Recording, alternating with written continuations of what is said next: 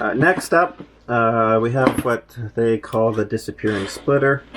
I call it the next best thing to a riving knife. This actually works surprisingly well, otherwise I wouldn't have spent 130 Canadian clams on it.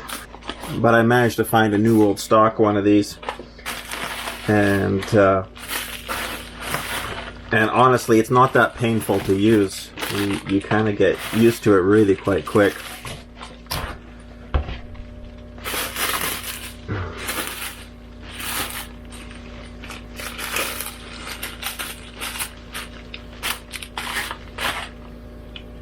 It's pretty self-explanatory.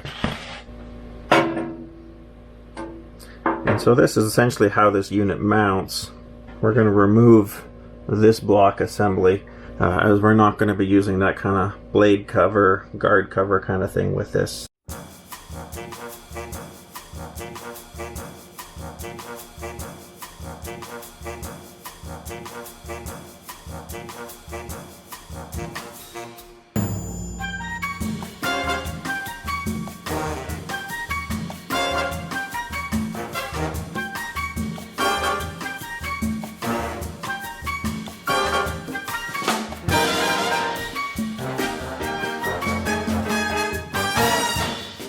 I'm having a hard time not getting quite the alignment that I need, and it's with this maxed out. But honestly, it shouldn't be aligned off of this side. The directions are wrong. It should be aligned off of this side. So why do they say that? Well, maybe because it's darn hard to align it off of that other side. But there's got to be the thickness of the blade that's got to come in here. So let's try something different. Let's put on a full kerf blade. And full kerfs just so that we know it's going to be pretty straight.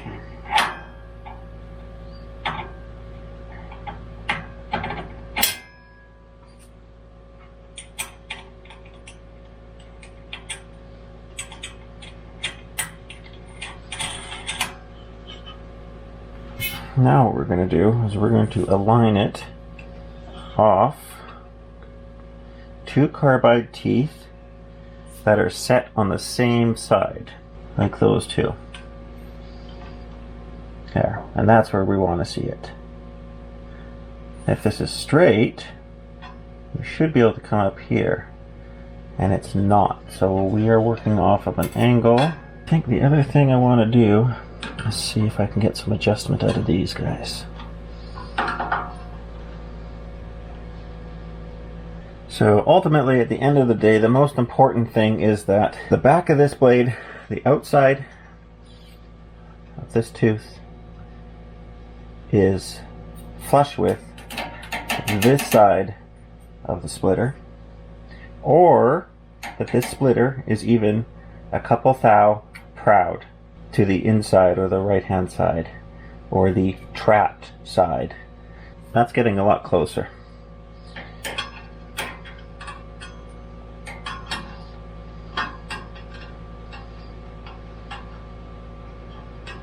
And my thought is that I'm less concerned about it being accurate at the top as I am at the bottom, because the bottom is not going to have much flex.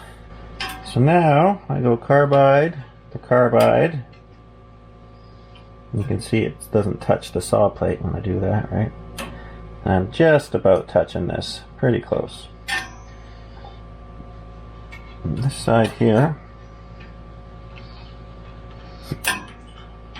move our kickback fingers out of the way.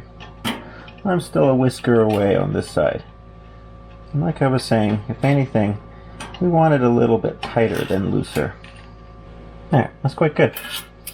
Alright, so to recap, snug up the screws, don't fully tighten them, measure off the saw plate to get yourself close, then measure off the carbide at the teeth and get yourself in final alignment. And this side is more important than this side. That's the Coles notes.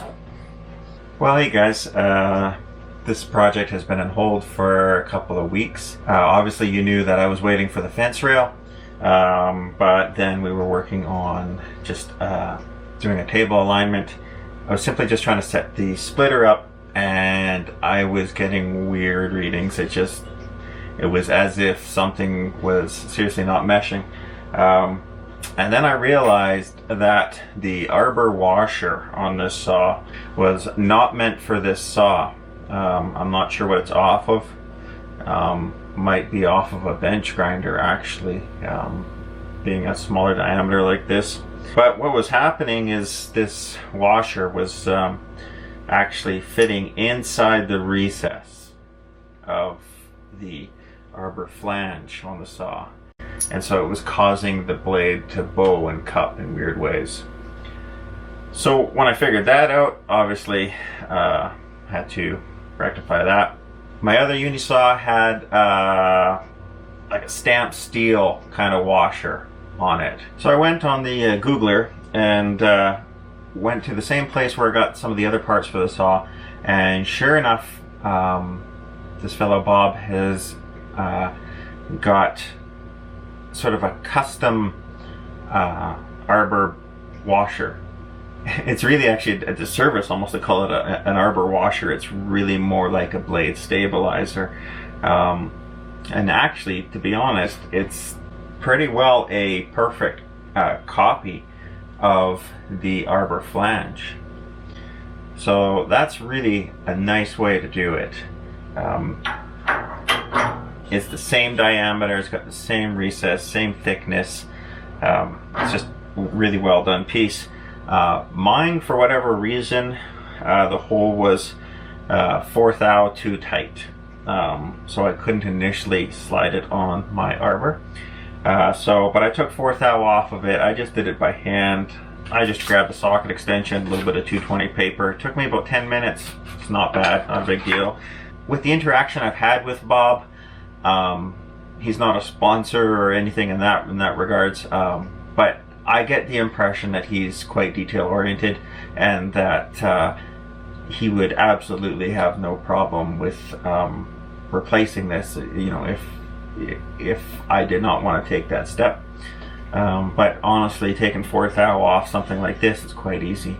If it was 20th thou or so, it might be a different story. You might have to worry about it getting out of round, but it really is not.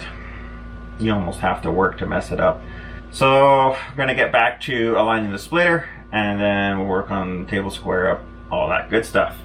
So I bought this through eBay. I never even contacted Bob or anything about this. I just bought it off his eBay store.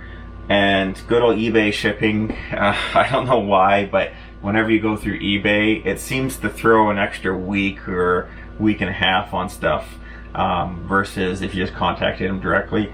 And sure enough, it took an extra a week or so. When it arrived, there was a piece of paper in it. It says, "Call or email me direct," in big letters. And I mean, I knew that from before, but obviously I didn't. So if you want faster service, do that.